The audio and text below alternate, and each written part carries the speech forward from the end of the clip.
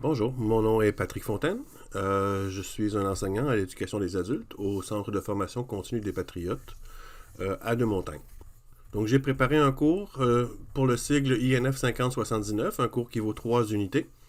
C'est la création de documents pour le web.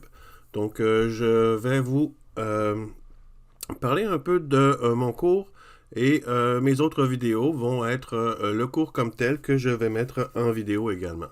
Mais sachez que j'ai créé un document écrit qui pourrait servir de manuel, donc avec une table des matières, et le cours au complet est là. Il fait à peu près 120 pages.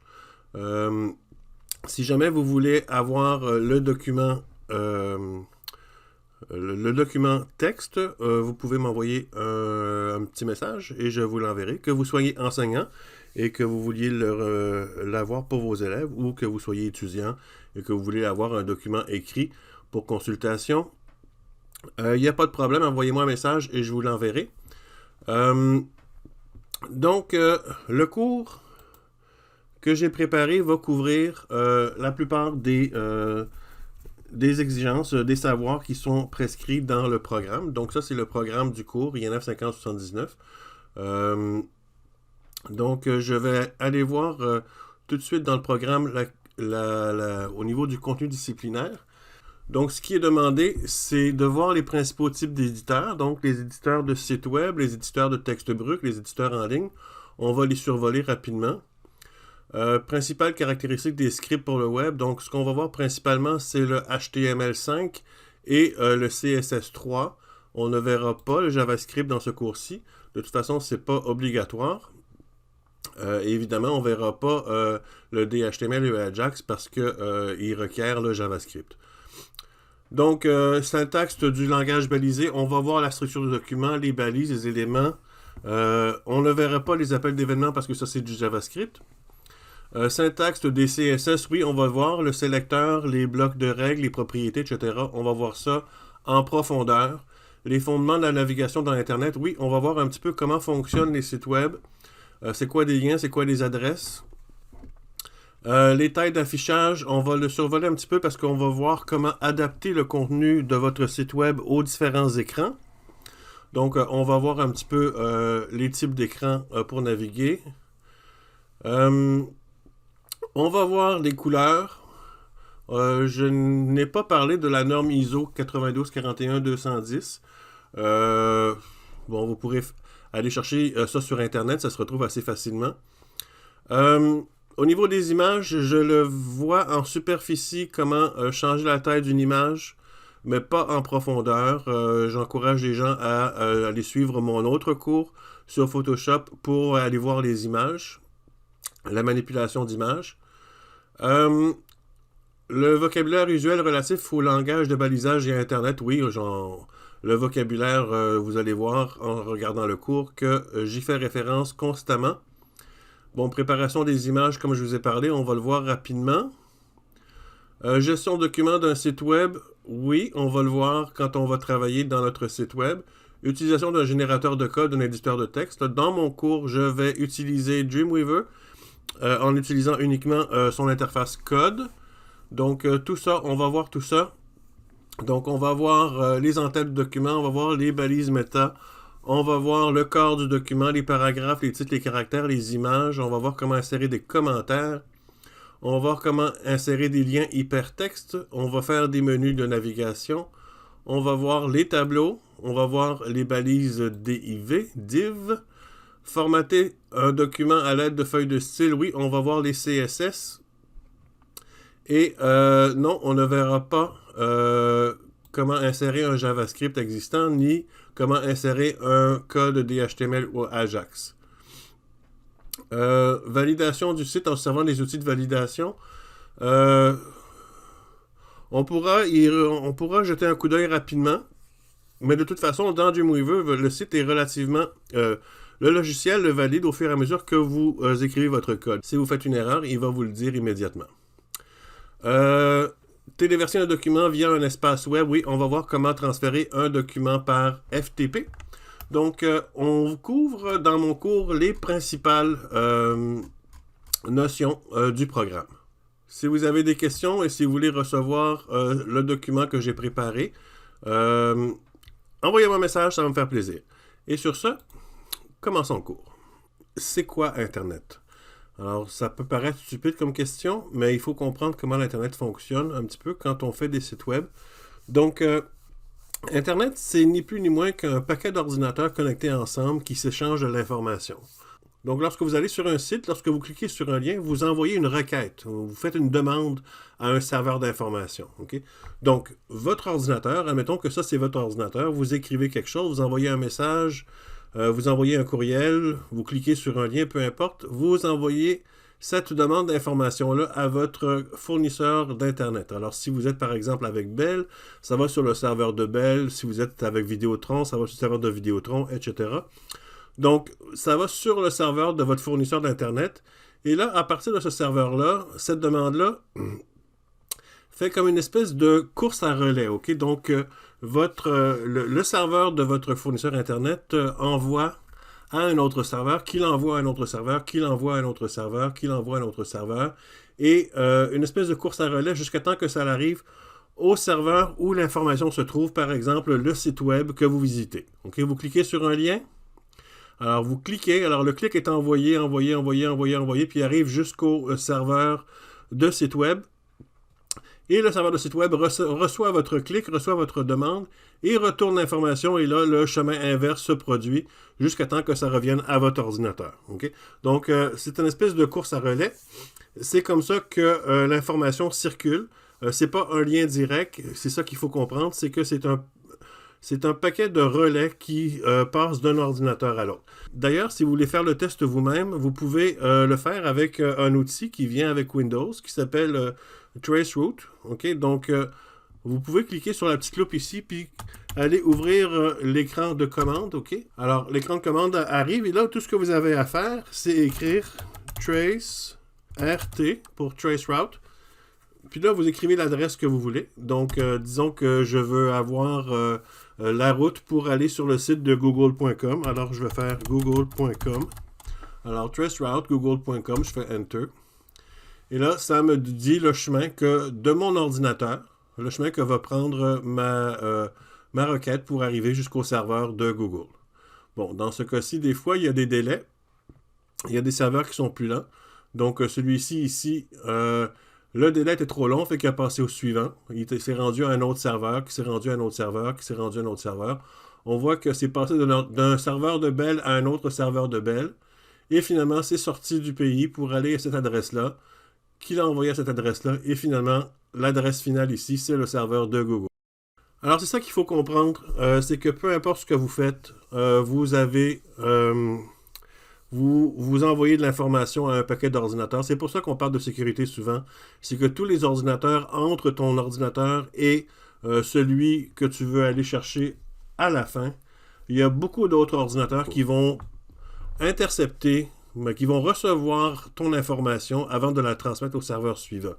Alors, c'est pour ça que souvent, quand vous entrez votre carte de crédit, des choses comme ça, on s'assure que le site est sécurisé, c'est-à-dire que l'information que vous envoyez est codé.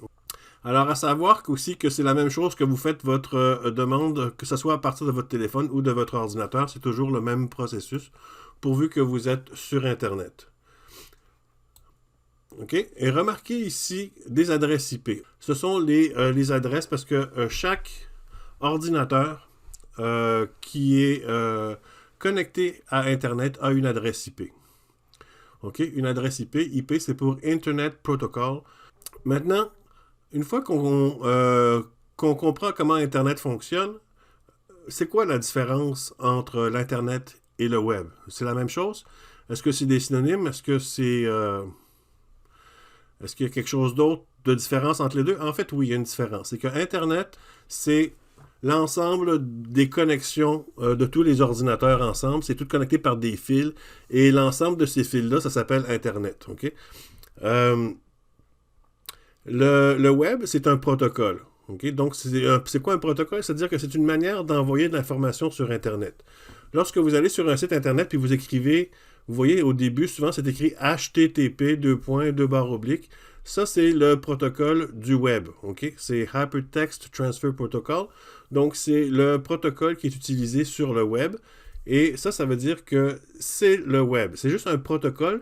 Il y en a d'autres protocoles qui existent sur Internet. OK? Par exemple, quand vous envoyez un courriel, c'est un protocole différent. Quand vous envoyez un message texte sur votre téléphone, c'est un protocole différent. Il y a une autre manière de transférer des fichiers qui s'appelle le FTP. C'est un autre protocole différent. Okay? Par exemple, si on compare Internet à un réseau de routes, okay? Dans votre ville, dans votre région, dans votre province, dans le pays ou même sur la planète au complet, toutes les routes mises ensemble, ça pourrait représenter Internet. Et si on compare Internet à des routes, les protocoles, c'est les différents moyens d'y voyager. Par exemple, la bicyclette, à pied, à voiture, en moto, en camion, en autobus.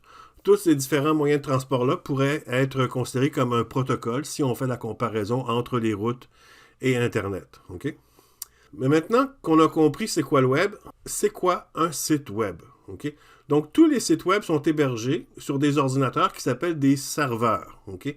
Lorsque vous utilisez un navigateur pour aller sur Internet, par exemple Chrome ou Explorer ou Edge, okay? Ça, c'est des clients. Okay? C'est ce qu'on appelle, vous êtes considéré comme un client. Et le serveur là, qui héberge votre site web est appelé un serveur. La comparaison serveur-client, ça pourrait être semblable à ce que vous faites au restaurant, par exemple. Quand un client demande quelque chose au serveur, le serveur va le chercher dans ses affaires, donc dans la cuisine, il va vous rapporter ce que vous avez demandé. Ben, c'est ça. C'est la même chose sur Internet. Vous êtes le client, vous avez demandé quelque chose, et le serveur va vous amener ce que vous avez demandé. Okay? Donc, un site web, c'est quoi? C'est un paquet de pages toutes reliées les unes aux autres grâce à des hyperliens qu'on peut cliquer. Maintenant, quand vous tapez une adresse, par exemple, vous tapez l'adresse suivante, http://www.impax.xyz. Ça, c'est une adresse qu'on connaît, c'est une adresse Internet. Okay? Sauf que je vais vous expliquer un petit peu ce que toutes ces affaires-là veulent dire. C'est pas pour rien que ça existe. Donc, le HTTP, c'est comme je vous l'ai dit, c'est le protocole. Okay? On l'a déjà vu, j'en parlerai pas. Ça veut dire Hypertext Transfer Protocol. Ensuite, le www, c'est un sous-domaine qu'on appelle. Okay? Un sous-domaine, c'est quoi? C'est souvent un raccourci qui est configuré sur le serveur pour aller plus rapidement dans un dossier en particulier sur le serveur. Okay. www est souvent utilisé comme le dossier par défaut pour accéder au début du site, dans aucun dossier en particulier. La plupart du temps, taper www ou taper rien du tout, ça vous amène au même endroit. Par exemple, si vous écrivez www.impax.xyz ou si vous écrivez juste impax.xyz, ça va arriver au même endroit. Maintenant, c'est quoi? Impax.xyz, c'est le nom de domaine qu'on appelle. Le nom de domaine, c'est le nom qui est enregistré du site. Parce que une adresse Internet, c'est pas des lettres, c'est des chiffres, je vous l'ai dit tout à l'heure. Okay? 4 séries de 3 chiffres, c'est ce qu'on appelle le protocole IP. Okay? Donc, c'est une adresse Internet, c'est vraiment des chiffres. Maintenant, pourquoi est-ce qu'on peut fonctionner avec des mots? Ben, c'est parce que c'est plus facile à reconnaître. Donc, par exemple, si j'écris l'adresse de Google, google.com, par exemple, mettons, je vais écrire google.com et je vais arriver sur le site de Google. Mais si à la place de google.com, j'écris 172.217.13.196, je vais arriver sur Google quand même. Okay? Dans les deux cas, j'arrive au même endroit parce que 172, 217, 13 et 196, c'est une des adresses parce que c'est un gros serveur. Google, il y a plusieurs adresses IP. C'est-à-dire qu'ils ont plusieurs adresses IP. Il y a plusieurs serveurs parce que c'est tellement gros qu'ils ne pourraient pas fournir avec un seul serveur. Et chaque serveur a sa propre adresse IP. Donc, l'adresse que je vous ai nommée tout à l'heure est une des adresses IP de Google. Que vous tapiez l'adresse IP, que vous tapiez Google, vous arrivez au même endroit. C'est juste plus facile à retenir google.com que 172.217.13.196. Alors, c'est pour ça que les noms de domaine existent. Quand vous êtes sur un site web et vous cliquez sur un lien, des fois il y a des pages, des fois il y a des images ou il y a d'autres choses dans le serveur web.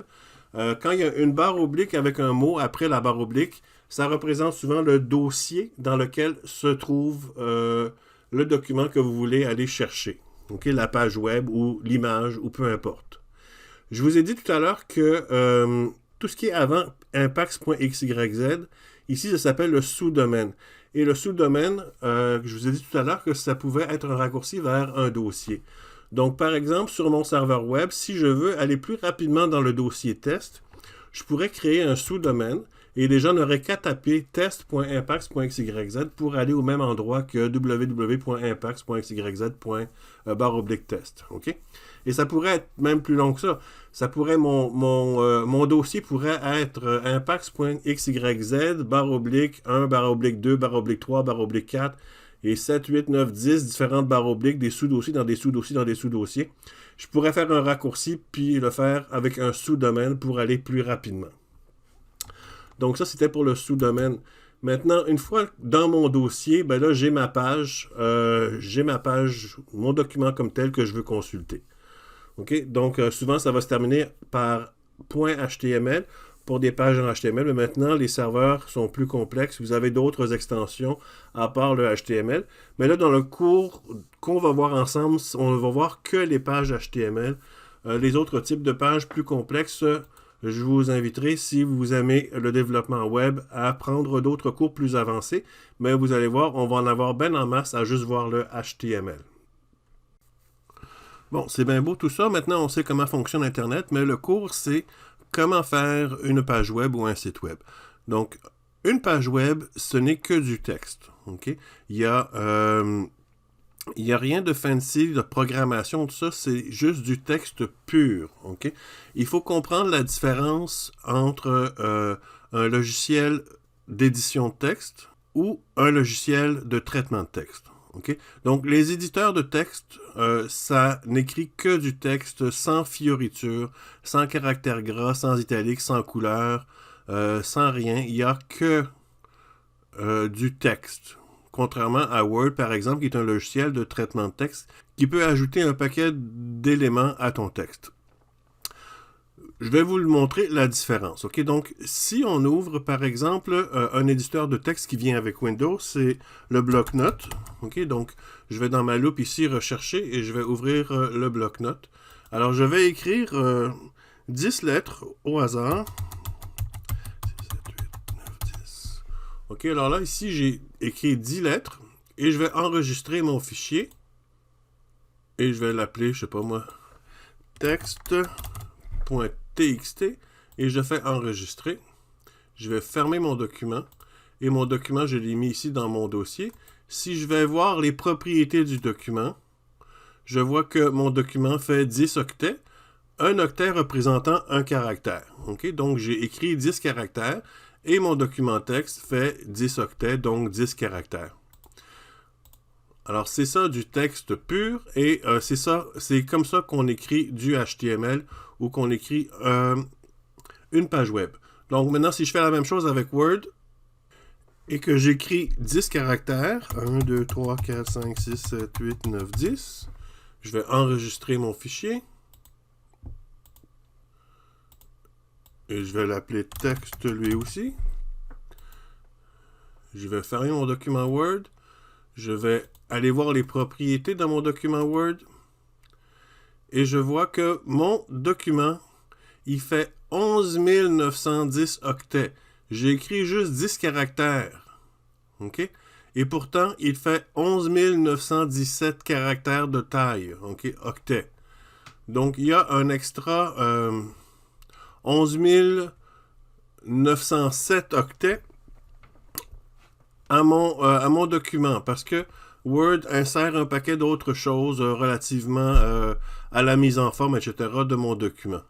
Hein, si on va pousser l'exercice un peu plus loin et que j'ouvre mon document Word dans Notepad, alors si je l'ouvre par exemple avec le bloc-notes, ça c'est mon document Word dans lequel je n'ai écrit que 10 caractères. Il y a un paquet d'autres choses à part mon texte qui est dans mon document Word. Donc, on ne peut pas écrire un site web avec Word. Ça ne fonctionnera pas. Il faut absolument écrire un document HTML avec un éditeur de texte pur.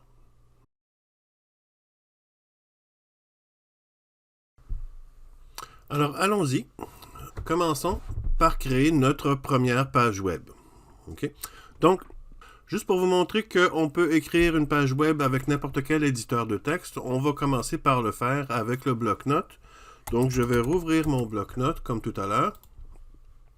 Et là, dans le bloc-notes, je vais simplement écrire du texte, par exemple, « Bonjour, le monde ».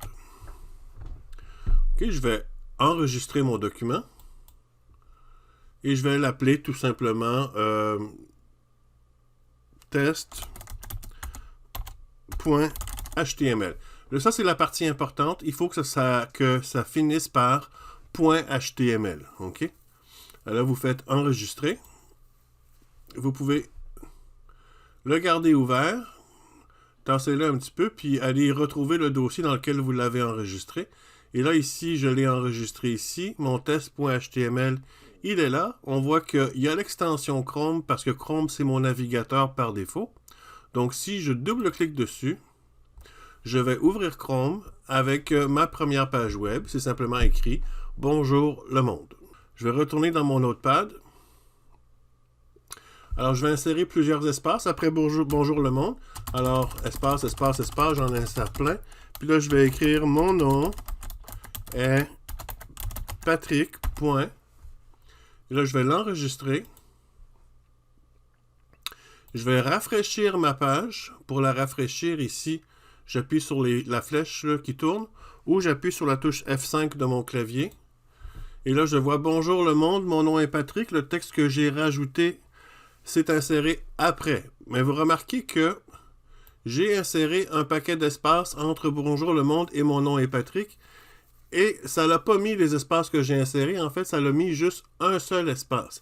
Ça, c'est parce que en HTML, dans un éditeur de texte, les espaces ne sont pas reconnus. OK? Les espaces ne font absolument rien. Il n'y a jamais plus qu'un espace qui est inséré. OK? Si vous insérez un espace ou si vous en insérez 100, ça va être pareil. OK? Donc, par contre, un espace est important. Chaque espace que vous écrivez entre les mots ou entre les lettres, lui, il est effectivement enregistré. Mais si vous en insérez plus qu'un, tout ce qui dépasse un ne sera pas... il va être ignoré complètement. OK? Donc, je vais continuer ma démonstration. Après Patrick, je vais faire Enter, Enter, Enter. Je vais insérer une coupe de Enter. Et je vais écrire « Comment allez-vous? » Je vais faire « Enregistrer ». Et à votre avis, qu'est-ce qui va se passer ici? Où va se placer mon « Comment allez-vous? » Vous allez voir, je vais rafraîchir. « Comment allez-vous? » est placé après mon nom est Patrick. OK? Parce que les espaces, on l'a vu, ne sont pas... ne changent rien. De même que les retours de chariot, ça ne change rien du tout. Si on veut revenir à la ligne, il va falloir insérer des commandes HTML pour faire revenir le texte à la ligne. Parce que peu importe si vous insérez des espaces ou des enter, votre texte ne changera pas. OK? Donc, il faut comprendre que c'est du texte et tout ce que je veux faire, il va falloir que je dise quoi faire. Je ne peux pas simplement le faire avec mon clavier en faisant des espaces et des retours de chariot. OK, une fois qu'on a compris ça, je vais effacer mon texte. Ce que je vous ai montré, c'est pas vraiment une page web, c'est juste du texte sur une page blanche. Maintenant, une vraie page web a une structure qui est importante à suivre. OK, donc une page web commence toujours par la balise HTML. OK? C'est quoi une balise? Une balise, c'est des commandes ou c'est des indications à un navigateur comme Chrome qui lui dit quoi faire ou qui lui explique un petit peu comment le document est structuré. Alors, ma balise HTML dit à mon navigateur Chrome, ceci est du HTML. OK? Donc, je vais faire HTML. Puis, quand on termine une balise, il faut faire le crochet, la barre oblique et la même commande qu'on a ouverte au début pour la fermer. OK? Donc, ça, c'est l'ouverture de ma balise avec des crochets et HTML entre les deux. Et pour terminer ma balise, je mets une barre oblique HTML toujours entre mes crochets. Ça, ce sont des balises. C'est toujours fait pareil, des balises. C'est toujours entre crochets. Vous allez voir, tout le long du cours, on va les utiliser. Donc, ma balise de base, c'est HTML. Ça dit, ceci est un document HTML. Alors, interprète ça comme du HTML. Alors, maintenant, il y a une autre balise que c'est la balise head que je vais fermer par la suite. Et tout ce qui va être entre les deux va être de l'information que je donne au navigateur, par exemple à Chrome. Je reviens toujours à Chrome, mais c'est tous les navigateurs, c'est pareil, que ce soit Chrome, Safari, Edge, Explorer, Opera, peu importe, ce sont vos navigateurs et vos navigateurs vont chercher une page web sur le serveur et la lisent, puis après ça, l'affiche en conséquence. Okay? Donc, ça dit à mon navigateur ici, ceci est l'information complémentaire que tu vas avoir de besoin. Mais ce n'est pas mon vrai texte. Mon vrai texte, je le mets dans la balise qui s'appelle body. Okay? Toutes les commandes, vous allez le voir tout le long du cours, toutes les commandes sont en anglais. Il ne faut pas s'en faire avec ça. Essayez pas de les traduire, ça ne marchera pas. Les commandes doivent être exactement les mots qui sont désignés. Okay? Et je vais terminer ma balise body ici. OK? Donc, je vais juste supprimer mes espaces redondants. Alors ici, j'ai inséré des espaces parce qu'éventuellement, je vais écrire quelque chose entre les deux. OK? Donc, ici, ça dit, ceci est un document HTML. Ça dit, je vais mettre de l'information complémentaire dont tu vas avoir besoin ici tout à l'heure. Et ça ici, ça dit, voici le contenu de mon site web. OK? Alors, dans la balise head, je vais insérer une autre balise qui est la balise title. Puis là, je vais écrire ceci est ma page test. Et là, je vais terminer ma balise title. OK. Crochet, barre oblique, title. Ferme le crochet. Je vais enregistrer mon document. Et là, je vais rafraîchir ma page. Et là, je n'ai rien. Pourquoi je n'ai rien? Parce que je n'ai rien écrit dans le body. OK? Donc, je n'ai aucun contenu. Ce qui est affiché dans ma page web, c'est ce que je vais écrire dans le body tout à l'heure. D'accord? Donc, par contre, j'ai mis title ici. C'est quoi cette affaire-là? Où est-ce que c'est allé? Mais remarquez, le titre de ma page dans mon onglet, c'est « Ceci est ma page test ». OK? Donc, « Ceci est ma page test », c'est mon titre. Et c'est ce qui va être écrit dans l'onglet des gens qui vont visiter votre page. Et c'est également ce qui va être écrit quand les gens vont le mettre dans leurs favoris. D'accord? Alors, ça va être écrit « Ceci est ma page test » dans leurs favoris. C'est le titre de votre page. Et pour déterminer le titre de la page, on le met dans la balise title, qui elle-même est dans la balise head. OK? Ou dans l'élément head. On va voir tantôt, je vais vous montrer un peu le vocabulaire qu'on va utiliser dans le cours, qui est le vocabulaire standard en HTML. Maintenant, dans l'élément body, je vais écrire « Bonjour le monde », point d'exclamation. Je vais l'enregistrer, je vais rafraîchir ma page. Et là, j'ai un contenu à ma page web, c'est écrit « Bonjour le monde ». Très bien. Maintenant, avant de poursuivre à écrire d'autres choses dans le body, je vais vous montrer une couple d'autres éléments qui sont importants à connaître, qu'il faut insérer dans une page web. Je vous ai dit tout à l'heure qu'on commençait une page web avec la balise HTML. Ce n'est pas tout à fait vrai. Avant même de commencer la balise HTML, il faut dire au navigateur « Ceci est une page HTML ». Tout ce qui va suivre après, c'est du HTML et interprète-le comme du HTML. Alors, pour ça, on utilise la balise crochet, point d'exclamation. OK, le point d'exclamation est important. Ça dit ceci est de l'information importante, lis-le.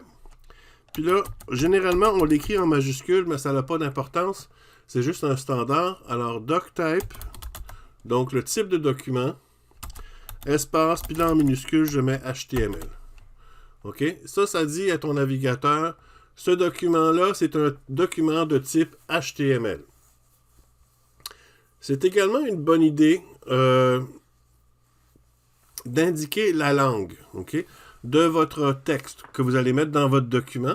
Alors, dans ma balise HTML ici, je vais mettre un espace à l'intérieur de la balise et je vais lui dire que ma langue, c'est L-A-N-G, égale, puis là, entre guillemets, je vais mettre FR pour français. Et c'est tout. Ça vient de dire à Chrome, ce document est en français. Le document, ça, c'est pas n'importe quoi. Vous pouvez pas juste écrire le mot français. Il y a des abréviations qu'il faut utiliser. OK, FR, c'est pour français. EN, c'est pour anglais. ES, c'est pour espagnol. Évidemment, toutes les langues ont leurs abréviations. Alors, on va s'en tenir à FR pour le français. Et finalement, un dernier élément important à mettre dans votre page web, c'est d'indiquer au navigateur quel caractère doit être utilisé parce qu'il y a dans le monde un paquet de caractères différents. Les Japonais écrivent avec un caractère différent, les Russes avec des caractères différents, les Arabes avec des caractères différents, etc., etc. Et même ceux qui utilisent l'alphabet latin n'ont pas les mêmes caractères. Par exemple, en français et en anglais, on n'a pas nécessairement les mêmes caractères. On a des accents en français que les Anglais n'ont pas. Okay? Donc, il y a différents jeux de caractères qui existent et il faut indiquer à Chrome quel jeu de caractères on utilise. Maintenant, on ne se casse pas la tête généralement. Il y a un jeu de caractères qui inclut à peu près toutes les langues ensemble. C'est un standard qui a été fait. Avant, c'était un peu un casse-tête parce que quelqu'un qui avait une autre langue ne pouvait pas voir une page web qui était avec un autre jeu de caractères que celui qu'il utilise. Ça faisait un petit peu du charabia. Mais maintenant, ils ont inventé comme un jeu de caractères qui inclut toutes les langues et c'est le UTF-8. Okay? Donc, ce qu'on va faire, c'est que dans le head, c'est à l'intérieur du head qu'on dit ça. Je vais insérer une balise avec l'élément meta. OK. Et après l'élément bêta, j'écris meta, espace. Puis là, j'écris char7, donc character set, qui veut dire jeu de caractère, égal. Puis là, je vais lui dire que je vais prendre le UTF-8. Et je ferme mon guillemet et je ferme mon crochet. Et ça veut dire le caractère que tu vas utiliser pour regarder cette page web-là, c'est le jeu de caractère UTF-8. OK, alors ça, c'est ma page web. Maintenant que je suis prêt à continuer. Alors, si j'enregistre ça et je rafraîchis, ça n'a rien changé parce que tout ce que j'ai mis n'était pas dans mon body. C'est de l'information supplémentaire que mon navigateur a besoin. Le HTML sert à structurer le contenu d'une page web et à lui assigner une certaine mise en forme de base. Okay? Donc, commençons par insérer plus de texte. Plutôt que de commencer à essayer d'inventer du texte, on va utiliser du faux texte. Le faux texte qui est souvent utilisé dans toute l'industrie, soit du design de page web ou même de la publicité et de l'imprimerie, c'est le lorem ipsum qui est un texte latin dont j'ignore l'origine, mais c'est le texte qui est utilisé souvent pour insérer du faux texte. Donc, je vous encourage à aller sur le site web, ouvrez votre navigateur, allez sur le site web lorem ipsum, alors loremipsum.io, ok? Et c'est un générateur de faux textes. Donc, sur ce site-là, ici, vous allez insérer, mettons, 3 paragraphes. Vous allez choisir 3 paragraphes et vous allez cliquer sur Generate. Ça génère 3 paragraphes de faux texte en latin. Et là, on va simplement cliquer sur Copy pour copier le texte. On va retourner dans notre document texte ici. Je vais supprimer Bonjour le monde et à la place, je vais insérer mon texte en faisant coller. Donc, CTRL-V ou édition, coller. Mais je vous encourage à vous habituer à utiliser les raccourcis clavier. C'est beaucoup plus rapide. Donc, CTRL-V pour insérer mon texte. Alors là, ici, j'ai tout mon texte en latin. Alors, je vais l'enregistrer. Et je vais retourner dans mon document ici.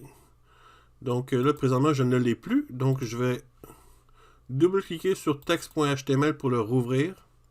Et là, j'ai mes 3 paragraphes de texte qui sont toutes un après l'autre, malgré que j'ai des paragraphes ici. Mais comme je l'ai montré tout à l'heure, les paragraphes, les retours de chariot et les espaces ne font rien, ce qui fait que mes 3 paragraphes sont tous insérés un à la suite de l'autre dans un gros bloc de texte. Alors, on va insérer des paragraphes. On va commencer, on va apprendre notre premier élément en HTML, qui est l'élément pour assigner des paragraphes. Alors, la balise, c'est la balise P. Donc, on ouvre, on écrit P, on ferme. Et ça, ça dit, mon paragraphe commence ici. Et après Tortor ici, je vais fermer mon paragraphe. Donc, je vais prendre ma balise de fermeture pour le P. Je vais faire la même chose avant mon FAMES ici. Donc, je vais mettre un P. Je vais le terminer avec mon barre oblique P. Je vais commencer mon paragraphe ici, P. Et je vais le terminer avec mon barre oblique P.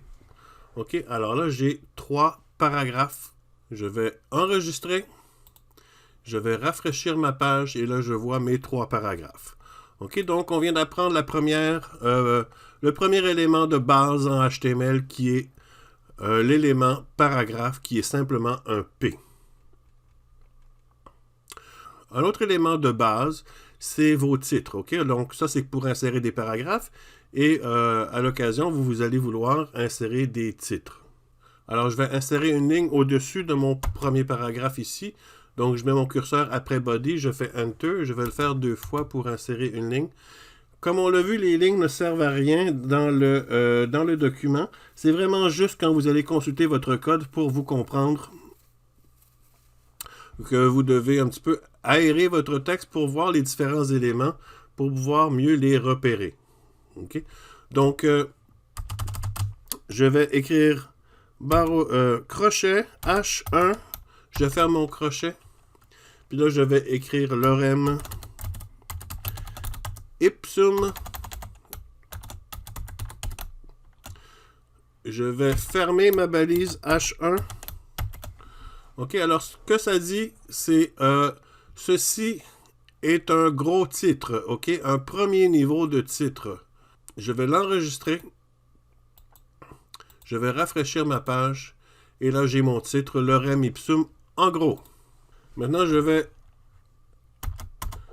aller sur une autre ligne. Je vais mettre une balise H2. Puis je vais écrire comme texte premier paragraphe. Je vais fermer ma balise H2. Je vais faire fichier, enregistrer. Je rafraîchis. Et là, j'ai un sous-titre, d'accord, qui s'appelle premier paragraphe. Donc, le niveau H1, c'est le niveau le plus important, c'est mon gros titre principal. Le H2, c'est un titre secondaire à H1.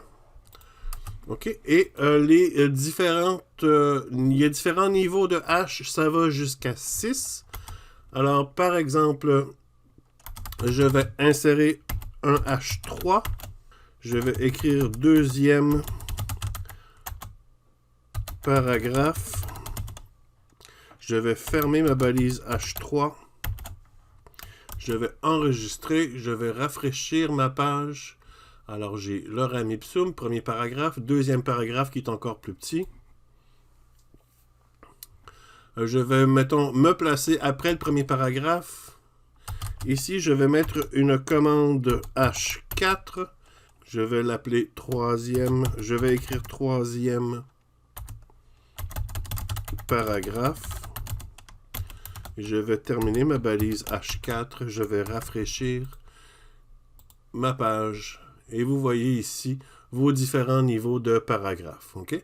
Donc, le niveau 1, le niveau 1, le niveau 2, le niveau 3 et le niveau 4. Et ça va jusqu'à 6. OK? Donc, sachez que par défaut, c'est la taille qui est déterminée. OK? À chaque fois que vous allez augmenter le H, vous diminuez la taille de votre caractère, de vos caractères dans votre titre. Mais ça se modifie avec les CSS. OK? Donc, on va voir plus tard dans le cours comment on peut contrôler la couleur, la grosseur, la police des différents caractères. Donc, les H1, H2, H3, H4 sont utiles au niveau syntaxique. OK? C'est-à-dire que ça vous permet de structurer votre texte en disant ceci est mon titre principal, ceci est mon sous-titre, ceci est mon sous-sous-titre, etc. Mais quant à la taille de vos polices, il ne faut pas trop vous y attarder parce qu'on va les modifier plus tard avec les CSS. Donc, on a vu la balise P qui sert à insérer un paragraphe. Quand je utilise la balise P, mon document retourne à la ligne et saute une ligne avant de commencer le paragraphe suivant. Il y a une autre commande, un autre élément qui existe en HTML qui permet de retourner à la ligne sans pour autant sauter de paragraphe. Alors, placez votre curseur quelque part au milieu du premier paragraphe. OK, on va faire Enter. C'est juste pour nous. Ça ne change rien au niveau du HTML, au niveau du texte lui-même. Il va rester, mon P ici va rester collé après mon point de SIT.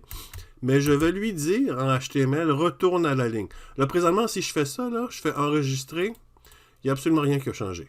OK? Par contre, si après mon SIT, je vais insérer une balise BR. Oups, attendez. J'ouvre mon crochet. BR, ferme mon crochet. Je fais enregistrer. Alors, on voit que j'ai mis un BR avant Pulvinar. Je fais enregistrer.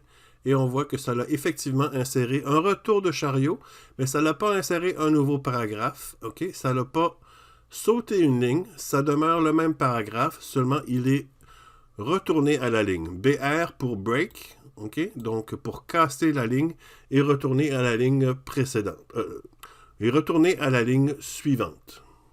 Maintenant, si je veux mettre des éléments de mon texte en évidence, il existe d'autres balises qui permettent de mettre de l'emphase ou d'attirer l'attention du lecteur sur une partie du texte. Ce sont les éléments EM pour emphasis, pour emphase, et strong pour fort. Okay? C'est pour mettre en caractère gras. Okay? Donc, mettons, on va insérer la balise EM au début et à la fin d'une partie du texte. Alors, choisissez la partie du texte que vous voulez.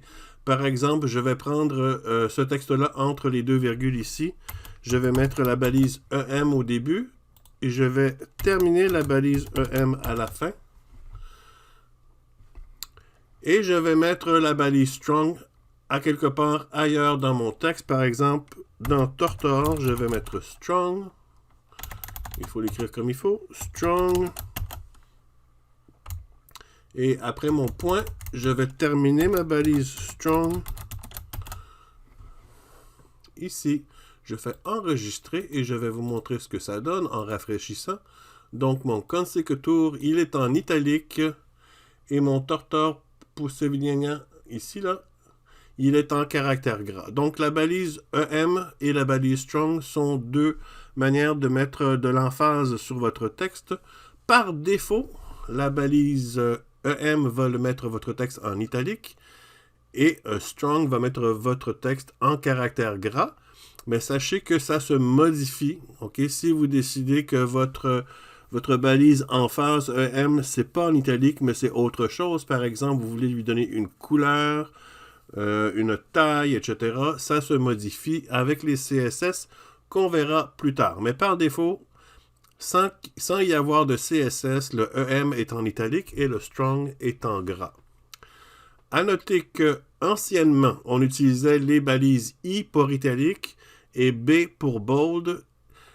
Ces balises n'existent plus. Ben, officiellement, elles sont encore acceptées par la plupart des navigateurs, mais elles ne doivent plus être utilisées. Elles sont dépréciées, c'est-à-dire qu'elles ont été retirées du langage HTML officiellement pour être remplacées par EM et Strong. On va voir un dernier élément HTML de base qui est l'élément pour insérer des liens. Okay? Une page web ne serait pas une page web si on ne pouvait pas mettre des liens pour naviguer entre les différentes pages web. Là, présentement, on ne fera pas un lien vers une autre page web parce qu'on n'en a pas d'autres, mais on va faire un lien extérieur, on va faire un lien vers un autre site web.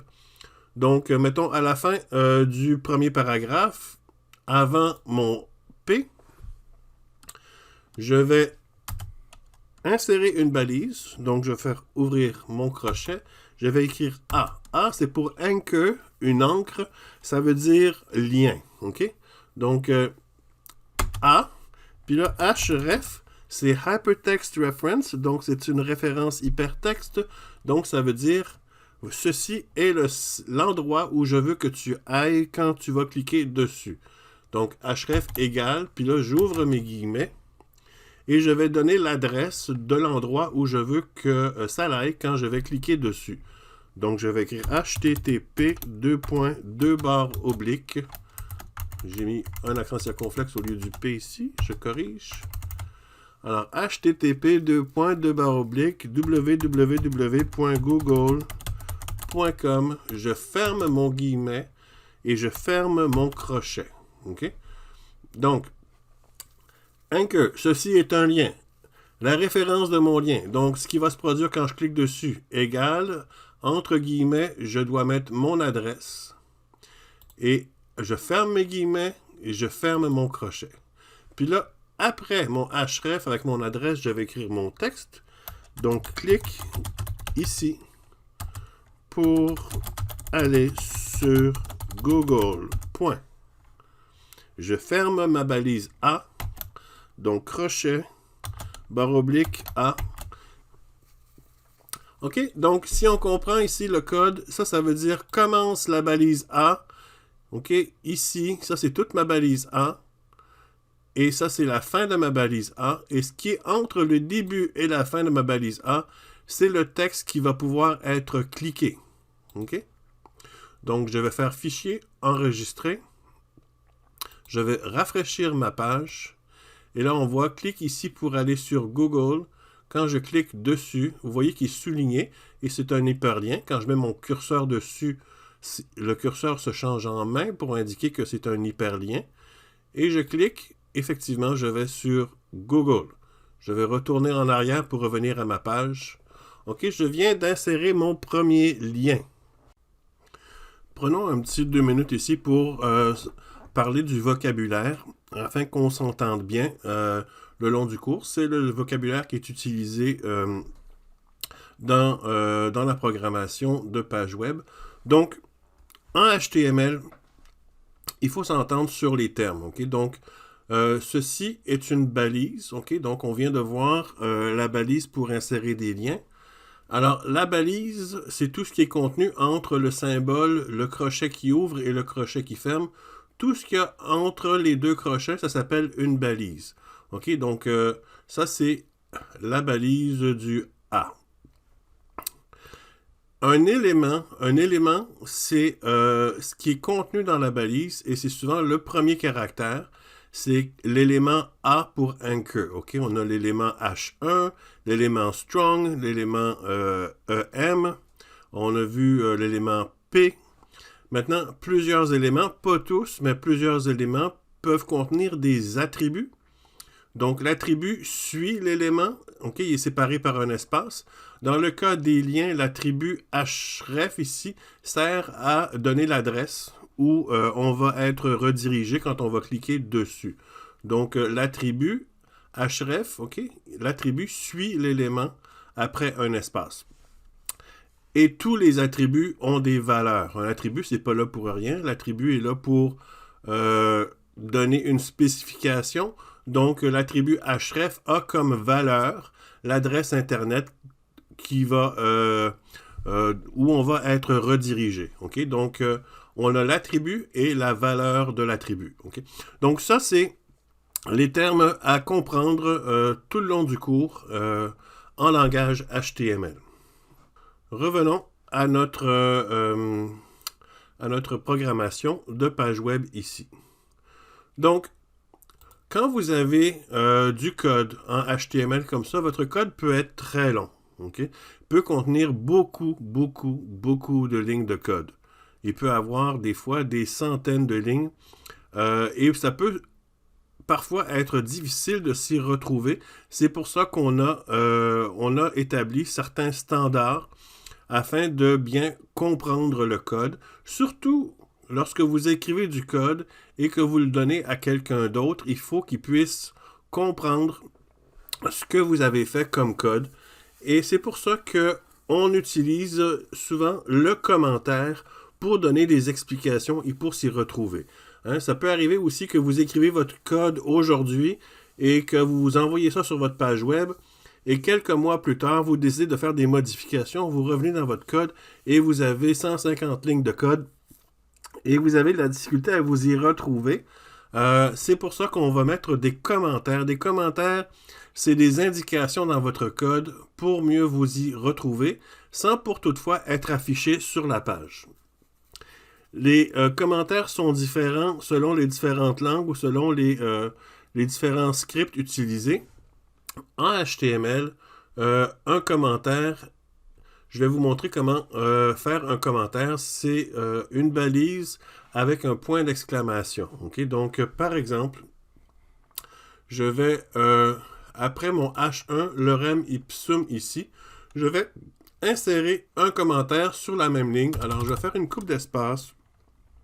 Je vais ouvrir mon crochet, je vais mettre un point d'exclamation suivi de 2 traits d'union.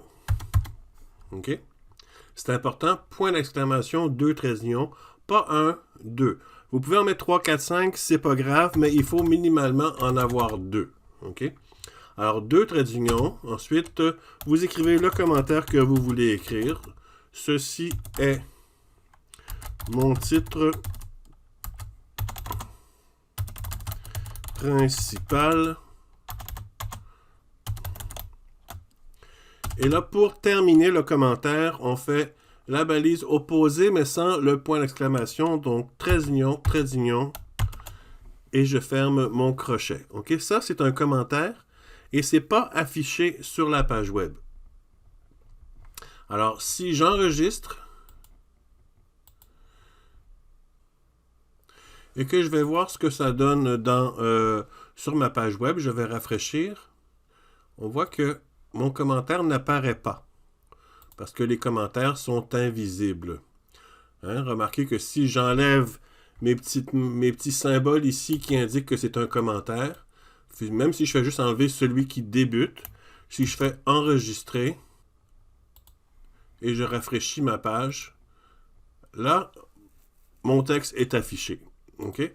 Donc, c'est important de mettre crochet, point d'exclamation, trait d'union, trait d'union. OK? Ça, c'est un commentaire. Je rafraîchis et mon commentaire disparaît. Alors, on pourra insérer d'autres commentaires avant la ligne H3, deuxième paragraphe. Ici, je vais insérer un commentaire.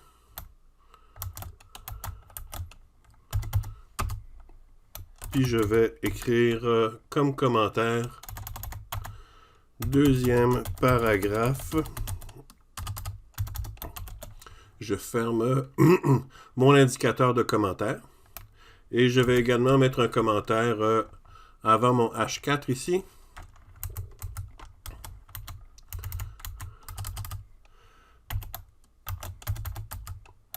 Troisième paragraphe.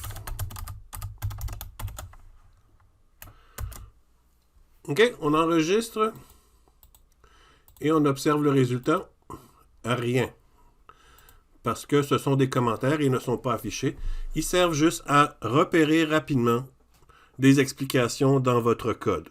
OK, là, j'ai pas mis grand-chose comme explication. C'est un petit peu inutile ce que je viens de faire. Mais plus tard, surtout quand vous allez faire des trucs un peu plus compliqués, une manière de bien s'organiser, c'est d'écrire des commentaires souvent. Des fois, on le néglige parce que ça ne nous tente pas, on n'a pas le temps, mais ça vaut la peine de le faire. Ça peut vous sauver beaucoup de travail plus tard. Une autre manière de bien se comprendre dans le code, c'est d'utiliser des indentations. Et ça, je vais l'exiger dans vos productions. C'est-à-dire, vous avez remarqué depuis le début que j'insère des espaces ici. C'est ce qu'on appelle les indentations. Donc, généralement, une indentation, c'est le code qui est à l'intérieur d'un autre code doit être indenté. Okay? Donc, quand vous avez une balise à l'intérieur d'une autre balise, elle doit suivre une indentation pour indiquer qu'elle est à l'intérieur de l'autre. Je vais, pour mieux l'illustrer, dans le bloc-notes, il y a une option retour automatique à la ligne. Je vais l'enlever. Okay? Comme ça, au lieu que mon texte revienne à la ligne, j'ai une barre verticale pour voir toute ma ligne au complet, de sorte que ça me permet de mieux voir mes indentations. Alors là, je vois que au premier niveau, j'ai mon doctab, j'ai mon HTML, okay, qui sont au premier niveau. Ensuite, j'ai mon head qui est dans mon HTML. Alors, généralement, excusez-moi, généralement, on met 2 espaces pour indiquer une indentation. Alors, j'ai mon head avec 2 espaces ici, mon body, 2 espaces également, et mon body à la fin, 2 espaces. À l'intérieur de mon head, j'ai ma balise meta avec 2 espaces, et à l'intérieur de mon head aussi, j'ai ma balise title avec 2 espaces. À l'intérieur de mon body, j'ai H1, 2 espaces, et puis j'ai j'ai H2 avec 2 espaces. La même chose avec mon deuxième paragraphe, il manque un espace ici. Mon H3, il manquait un espace. Mon paragraphe commence ici. Je devrais avoir mon texte qui commence ici, pour mieux m'y retrouver. Mon troisième paragraphe ici devrait être aligné avec les autres. Et mon P devrait être aligné avec mon H4, de même que celui-ci. OK? Donc là, mon texte, il est bien organisé. Ça me permet de bien voir qu'est-ce qui est situé dans quoi. OK? Donc, dans mon body, j'ai tout ça. Et mes 2 éléments de mon head sont également au même niveau. Alors, tout est beau. Alors, maintenant, votre code devrait ressembler à ça. Vérifiez, apportez les corrections si nécessaire et enregistrez ça. Maintenant, une dernière petite chose avant de terminer la première partie, c'est que le code HTML, toutes les pages web du monde entier sont constituées de code HTML. Des fois, le code est généré par le serveur, mais ça, c'est une autre histoire. Mais il est constitué de code HTML, de CSS et de JavaScript parfois. Alors, je vais vous montrer comment vous pouvez voir le code HTML d'une page. Par exemple, on va aller sur n'importe quelle page. Mettons, si je garde ma page ici, OK, la page que j'ai créée moi-même, je vais appuyer sur le bouton droit à l'intérieur de la page et je vais sélectionner afficher le code source de la page. À noter que si vous utilisez un autre navigateur que Chrome, c'est possible que ça soit indiqué autrement. Généralement, vous avez le mot source qui est utilisé. Des fois, c'est afficher la source, tout simplement, qui est écrit. Mais tous les navigateurs ont cette option-là. Alors, afficher le code source de la page. Et là, ça m'ouvre dans Chrome un nouvel onglet et ça me permet de voir le code source de la page que j'ai créé. Okay? Je pourrais faire la même chose avec n'importe quel autre site. Par exemple, si je prends mon lorem ipsum générateur que j'avais tout à l'heure, alors je vais cliquer dans un espace de la page et je vais cliquer sur afficher le code source de la page. Alors, vous voyez ici le doctype HTML que je vous avais dit d'utiliser avec le langage. Lui, il est en anglais. Okay, vous avez plein de différents méthodes qui sont utilisés. Et vous avez du JavaScript, d'autres scripts. Ça, c'est le code source de la page. Et le body commence ici à la ligne 263. Et ça, c'est le contenu du site comme tel, etc. OK? Donc, vous pouvez consulter la source de toutes les pages en cliquant sur le bouton droit et en sélectionnant « Afficher la source ». À noter que vous ne comprendrez probablement pas grand-chose parce qu'il y a plein de codes qu'on n'a pas appris. Et même après avoir suivi le cours, il y a beaucoup de choses que vous ne comprendrez pas quand même parce que le cours, ce n'est que la base du HTML. Vous allez être capable de faire des beaux sites web, mais sans JavaScript qui amène de l'interactivité aux pages. Alors, c'est tout pour la première partie. Rendez-vous à la deuxième partie plus tard.